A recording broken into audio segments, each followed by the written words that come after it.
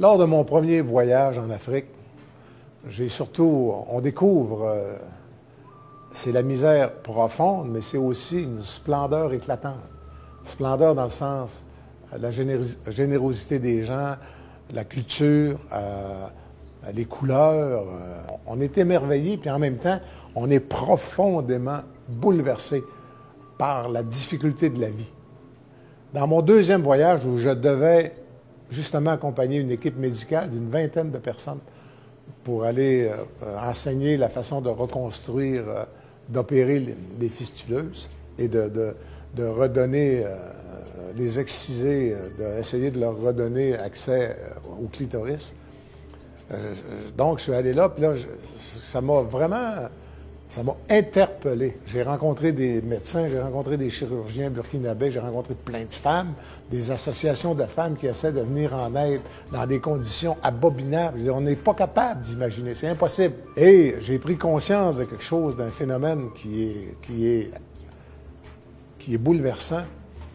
C'est chaque soir, au Burkina Faso, dans les villages, il y a des petites filles qui ont 8 ans, 9 ans, 10 ans, 11 ans, que c'est leur grand-mère qui les attire dans une des cases, puis avec une lame quelconque, avec un fond de bouteille, avec ce qu'ils peuvent trouver de tranchant, font l'excision. Au moment où je parle, ça se fait, là. Ça se fait dans des villages partout et ça se fait dans les villes.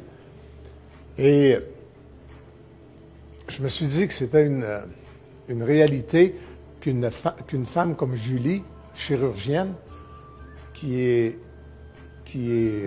joyeuse, qui aime la vie, ne pouvait pas rester insensible. Donc, elle traverse à Ouagadougou, à Mana, à Bolo, dans les villes environnantes, dans les villages, pour opérer les pires cas, pour enseigner à d'autres chirurgiens.